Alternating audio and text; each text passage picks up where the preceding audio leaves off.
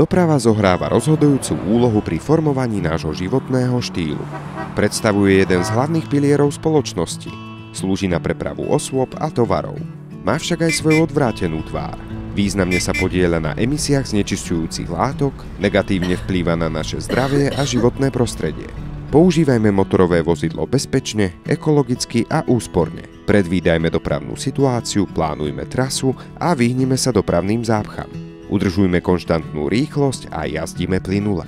Včas preraďujme na vyšší rýchlostný stupeň. Šetríme tak spotrebu paliva. Dbajme na údržbu vozidla. Minimalizujme prudké brzdenie a zrýchľovanie a využívajme zotrvačnosť vozidla. Ak stojíme viac než 30 sekúnd, vypnime motor. Ekošoférovaním šetríme nielen naše finančné prostriedky, ale aj naše zdravie a životné prostredie.